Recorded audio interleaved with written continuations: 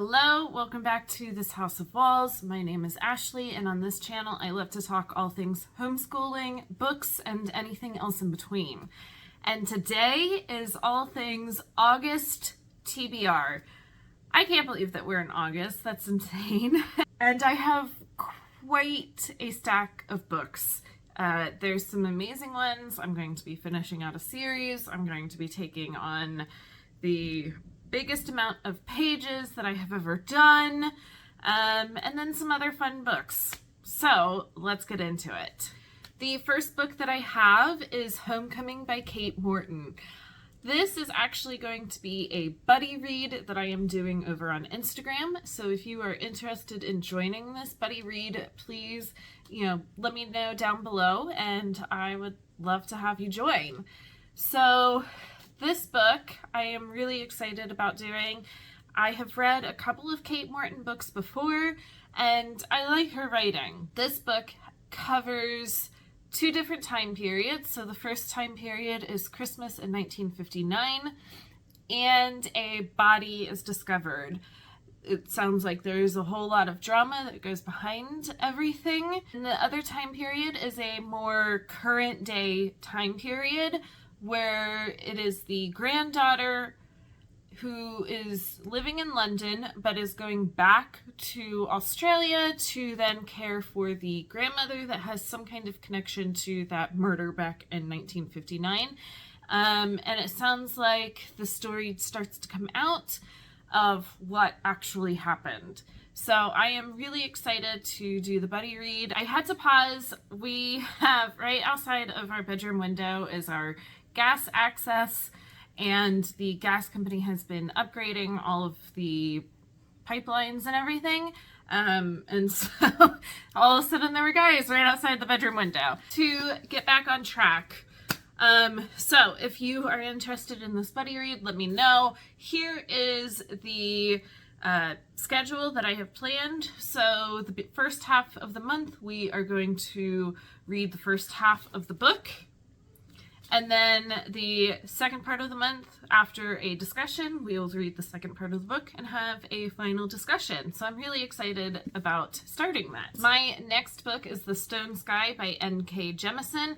This is the third book in the Broken Earth trilogy, the first one being the fifth season. So I started this earlier this year and I have really enjoyed this trilogy. The world building is fantastic. The characters I've really enjoyed, and so I am really excited about finishing this series. It has been a couple of months since I read the second book, so I might have to do a little bit like, what happened in the second book? But then I am so excited to finish. My next, it's two books in one. So I have been reading since probably last September, I guess, the Throne of Glass series. I did have to kind of pause because I wanted to get the new covers, and so now I am in it and I want to finish it. So I am currently reading book 4, which is Queen of Shadows. But then for August, so there's a couple different things that you can do for this series. You can read the prequel and then the whole series. You can read books 1 through 3, the prequel, book 4, and then you read book 5 and 6 together, and then you read the last book. So that's what I'm going to be doing. I am going to be reading book 5 and 6 together at the same time. These are both massive books. It's going to be like 1,300 pages books. This might be the whole month. And you tab. So we start with Empire of Storms and I start on tab 1 and I read until I hit tab 3 and I switch over and pick this one up and read tab 2 and then I go back to this. So I will constantly be flopping back and forth between these two massive books, but I think it's kind of fun. I've never done any kind of reading like this, And while these two books are set in different places, they follow the same like timeline. And so that's why you can do this with these books and it all makes sense. And somebody way smarter than myself figured out how to make this happen. So I know that this right here is going to take up probably the majority of my month with reading.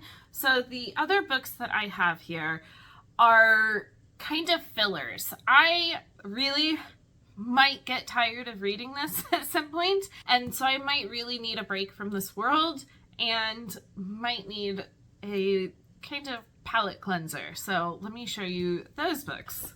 All right, so a definite palate cleanser is Garlic and the Vampire. This looks so cute. This is a graphic novel, and it follows a little garlic that I think a vampire moves into the same area, and this vampire has to figure out how to deal with the vampire. So I think that this will be a great palate cleanser. The next book that I have is The Last Chance Library. This sounds really cute. It has been on my TBR before, and I would really like to read it. It follows a 20-something-year-old woman named June who works at a library in a sleepy little town in England, and the library is kind of threatened for closure, and so she and kind of an eccentric group of people have to come together and try to save the library. So this sounds fantastic, and I really hope to get to it in August. My next book is Vera Wong's Unsolicited Advice for Murder. This I wanted to read a couple of months ago and I didn't get to it, and I actually got a copy for my mom as well, and she has read it and said that it was really cute. So this follows Vera Wong, who's a little bit older, and she owns a tea shop and lives above it, and one morning she comes downstairs and there's a dead body in her tea shop. So she takes it upon herself to try to solve the murder because she thinks that she can do a better job solving it than the police can. So I am really excited to check this out. My next book is The Unsinkable Greta James. So I bought this last summer and I had it on my summer TBR and I just didn't get to it. So I'm really hoping to finish out the summer with this because this just screams summer vibes for me. So this follows Greta James, who is an indie musician, and right after her mother dies, she has a breakdown on stage and just is kind of really lost. But her father had already booked this couple's cruise through Alaska, and so she decides to go on this cruise with her father.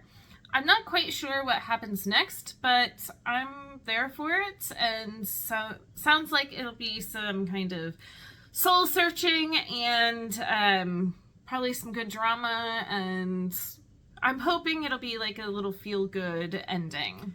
All right, my last book for August is The Only One Left by Riley Sager. I have not read a Riley Sager yet, but this one intrigues me, and I've heard good things about this book. Some people, some of the Riley Sagers that they read just kind of miss the mark, and sometimes they love them, and this tends to be one that people are loving. So this follows this old mansion here. So in 1929, an entire family is murdered, and the only survivor is one 17-year-old girl, and so everybody thinks that she killed her family, but they can't prove it. So then we jump ahead to 1983, where she is now wheelchair bound and cannot talk because of a series of strokes. She has a new nurse coming in to care for her, and she types out on a typewriter that she did not do it. I am very intrigued and definitely want to check this one out in August. All right, as always, let's see if I can hold all these books up. All right, let's see here. Oh, there we are. There they all are. It is, yikes, that is, that's scary, but also exciting. There's some definite books that I really, really want to get to in August, and I can't wait. As always, if you like these types of videos and want to see more, subscribe and like below, and I will be back for more soon.